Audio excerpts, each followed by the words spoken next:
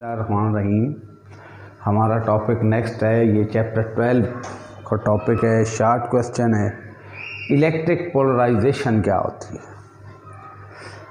Electric polarisation ये मैंने लिखा है, मैं इसको आपको ये रीड भी करवा देता हूँ, लेकिन ये समझ लें कि हमारे पास जो एक एटम है ना, ये उसके अंदर एक न्यूक्लियस होता है।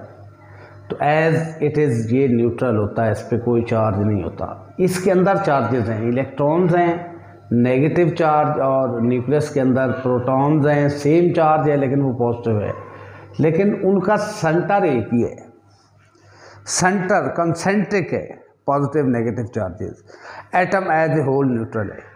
लेकिन जब कोई एटम एक्सटर्नल फील्ड में आता है ना, एक्सटर्नल अप्लाइड इलेक्ट्रिक फील्ड में आता है, तो ये पॉजिटिव नेगेटिव चार्ज में थोड़ा सा फासला पैदा हो जाता है। ये प्लस सी इधर, माइनस सी इधर, ये पोलराइजेशन का प्रोसेस है। बेसिक कंसेप्ट ये।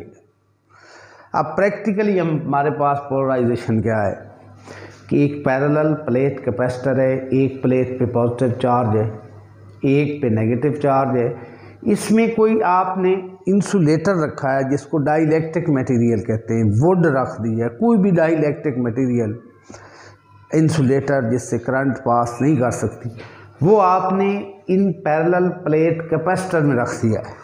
आपको पता है कि कैपेसिटर के अंदर यूनिफॉर्म इलेक्ट्रिक फील्ड होता है, ये इसकी डायरेक्शन है ओरिजिनल फील्ड की। जब आप इस डाइलेक्ट्रिक मटेरियल को कैपेसिटर में रखेंगे तो ये वाली सिचुएशन हो जाएगी, जो पॉजिटिव नेगेटिव चार्ज का सेंटर एक ही था, अब ये सेपरेट हो जाएंगे, सेपरेशन ऑफ चार्जेस हो जाएगी, लिटल सेपरेशन।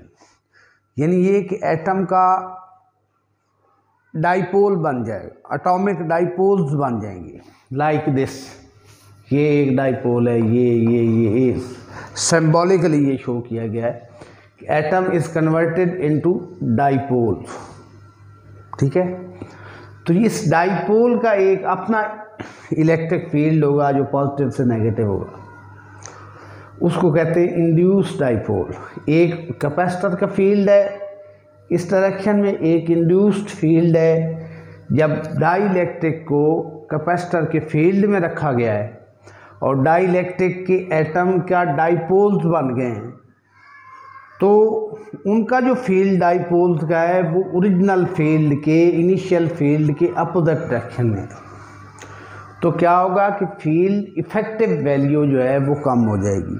ज़ाहिर है ये इस डायरेक्शन में है, ये इस डायरेक्शन में है, तो फील्ड की इफेक्टिव वैल्यू जो है वो कम हो जाएगी।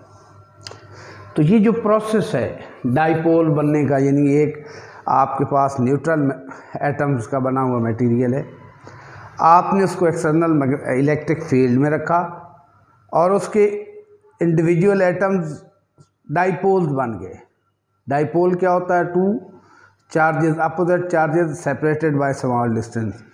इस प्रोसेस को इलेक्ट्रिक पोलराइजेशन कहते हैं।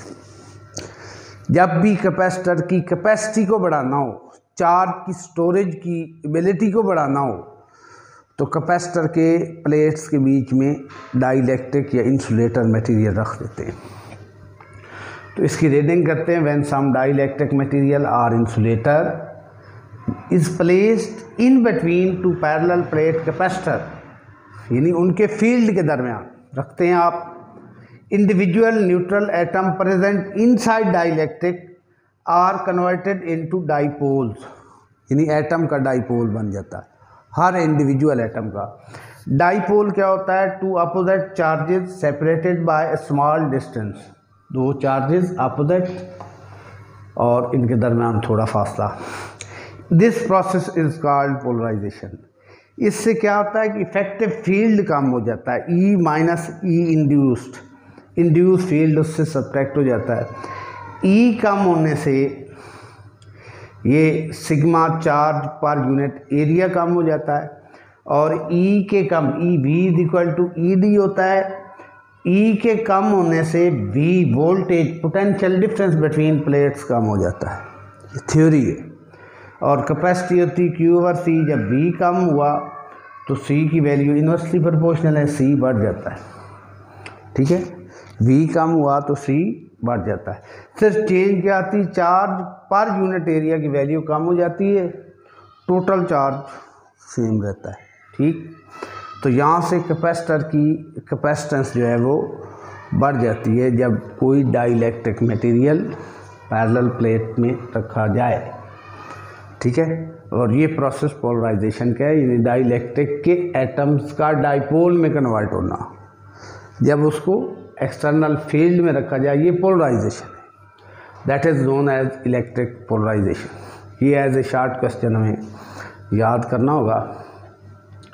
अगली बात है कैपेसिटर की चार्जिंग और डिस्चार्जिंग और टाइम कांस्टेंट एक फैक्टर होता है, इसको देखना ये क्या है। ये एक सर्किट पे गौर करें, ये रेजिस्टेंस है, ये कैपेसिटर है, ये बैटरी वोल्टेज V की, ये इसको चार्ज करेगी। ये दो टर्मिनल है हमारे पास, A ये B, इसको कनेक्ट कर देना यहाँ पे, तो ये तो ऑफ हो गया ये सर्किट। अब ये सर्किट क्लोज हो गया, कैपेसिटर की चार्जिंग स्टार्ट होगी।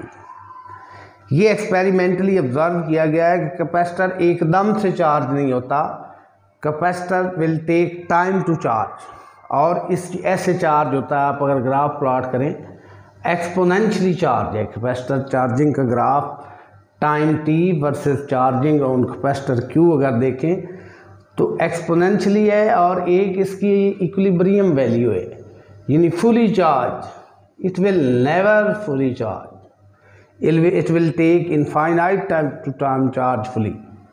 ठीक है, ये एक्सपेरिमेंटली ऑब्जर्व किया गया है। और एक चीज़ ऑब्जर्व ये की गई है कि एक टाइम पे, टाइम की एक वैल्यू पे कैपेसिटर 63% चार्ज हो जाता है। 100% टोटल चार्जिंग है, यानी वो टाइम जिसमें कैपेसिटर अपनी टोटल चार्जिंग का 63% चार्ज हो जाए, that time is called time constant. और ये R रेजिस्टेंस की वैल्यू, C कैपेसिटेंस की प्रोडक्ट के इक्वल होता है। टाइम कांस्टेंट है तो इसका यूनिट सेकंड होना चाहिए।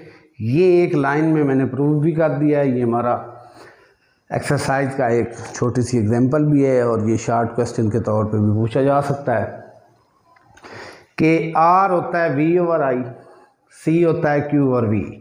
यहाँ से ये कैंसिल आउट हो गया, Q/V। I होता है Q/T, Q से कट गया, T ऊपर जा गया, और उसका यूनिट सेकेंड ही है। इस तरह जब कैपेसिटर को डिस्चार्ज करते हैं तो ये स्विच जो यहाँ कनेक्ट किया था ना, यहाँ से डिस्कनेक्ट कर दें, यहाँ लगा दें। अब बैटरी से ये ऑफ है, नाउ कैपेसिटर का क्लोज सर्किट है, कैपेसिटर स्टार्ट डिस्चार्जिंग। ये भी एक्सपेरिमेंटली ऑब्जर्व किया गया है कि इमीडिएटली कैपेसिटर डिस्चार्ज नहीं होता और फुली भी नहीं होता। अगर कैपेसिटर को आपने फुली डिस्चार्ज करना है, it will take infinite time, तो वो फुली डिस्चार्ज होने के लिए इनफाइनाइट टाइम, तो उसका डिस्चार्जिंग का ये ग्राफ है, ये यहाँ पे यूँ, और इस लाइन को ये टच नहीं करता, ऐसे इनफाइनाइट पे जाकर टच करता है। ठीक है, यहाँ पे भी वही टाइम कांस्टेंट है जिसको डिफाइन क्या किया गया है, डिस्चार्जिंग प्रोसेस में 37% कैपेसिटर जब डिस्चार्ज हो जाए उस टाइम को τ=RC टाइम कांस्टेंट है। ये टाउ को हम चार्जिंग प्रोसेस में भी डिफाइन कर सकते हैं, टाउ टाइम कांस्टेंट को डिस्चार्जिंग प्रोसेस में भी डिफाइन कर सकते हैं।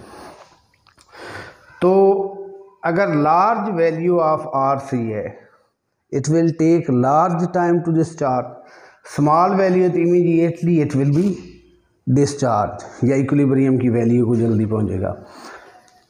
ठीक है, तो ये कैपेसिटर के बारे में था। Thank you very much.